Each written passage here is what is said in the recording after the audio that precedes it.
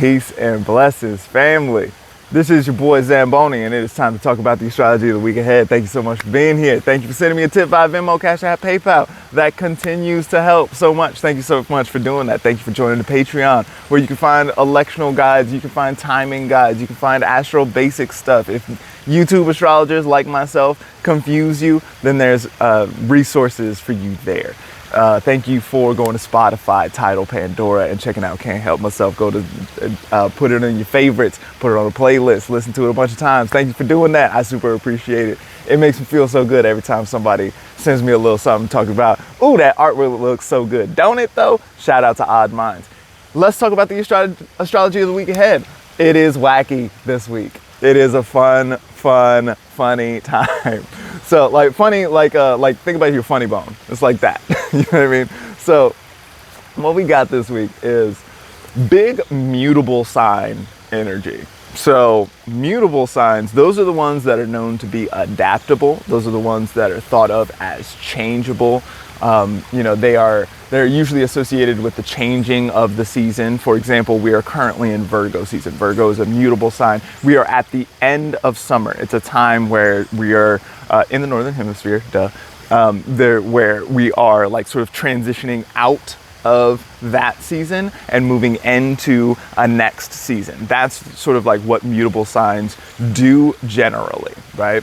So we can think two of those mutable signs are ruled by Mercury, right? And we can think about how Mercury is two-faced by his nature, right? There's a back and forth, there's a kind of like, Mercury can be associated with like binary code, for example, right? There's the 1 and the 0, and Mercury is both of those things and loves to go back and forth between them. We can think about Mercury as being trans whatever, right? Sort of being existing in the in-between space. Is it one? Is it the other? Is it both, right? This is how mutable signs get down. So we've got the Sun in Virgo. We've got Venus in Virgo right now. We have Mars in Gemini. Those are the Mercury signs, right?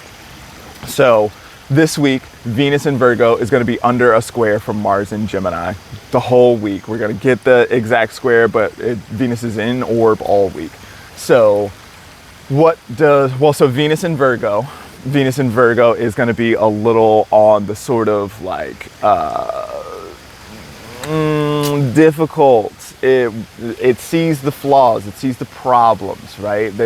It doesn't mind getting into a little bit of a conflict, especially because she knows she's right. So that coupled with Mars and Gemini making a square, that's going to sort of increase the potential for conflict or aggravation. It's going to increase the potential for things like arguments. This is in a Mercury sign, so we can definitely think about communications showing up here. Maybe a little bit less conflict in the sense of like punching a motherfucker in the nose, and more conflict in the sense of like, I will eviscerate you with these words, with the pen, right? Like the pen is mightier than the sword, all that sort of stuff, right?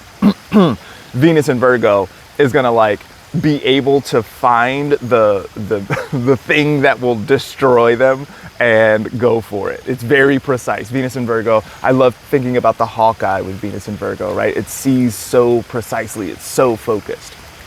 At the same time though, so you see that and you're like, oh, there's focus, there's precision, right? But then at the same time, the Sun in Virgo is opposite to Neptune in Pisces. That is inherently confusing.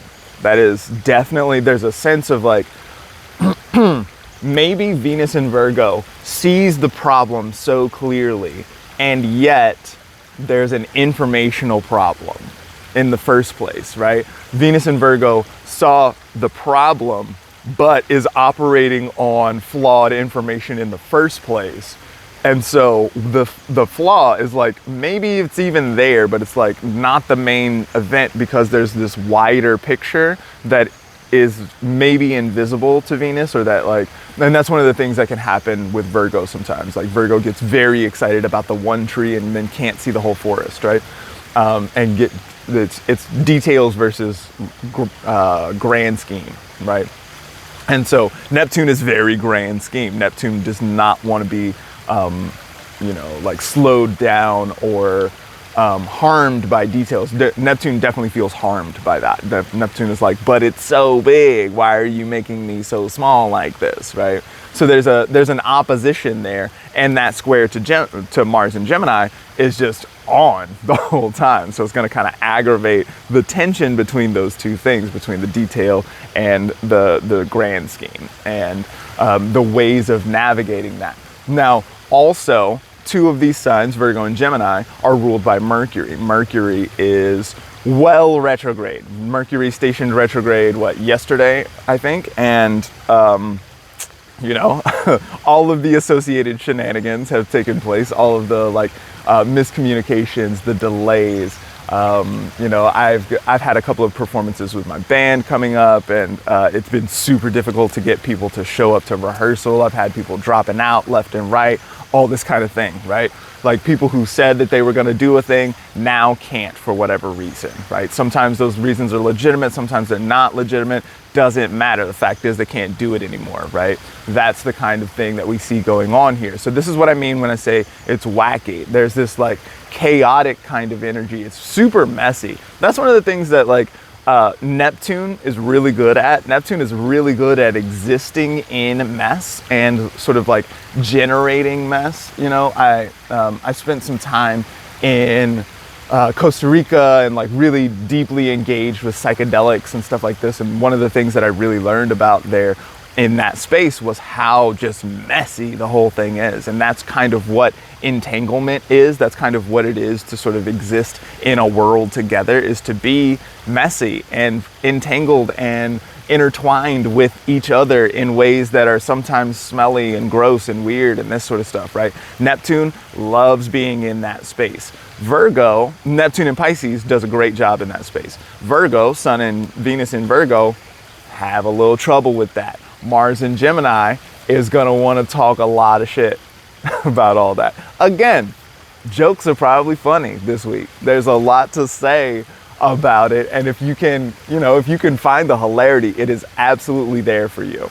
And that's one of the, laughter is the best medicine, right? That's good medicine for when the plans are going awry. There's something hilarious going on. There's a good story to be had. I can't tell you how many times I've had some kind of crazy Mercury retrograde thing happen, and it was so perfect. One time we were about to put a show on, and some water started leaking from the next spot, not involved with us. Some water started leaking directly onto the soundboard. And so it's and the show goes on in an hour. And so it's this whole situation, right? So that's a story that I can now tell, right? And so even though it was mayhem that night and I was overworked and all this, right? I got a good story out of it.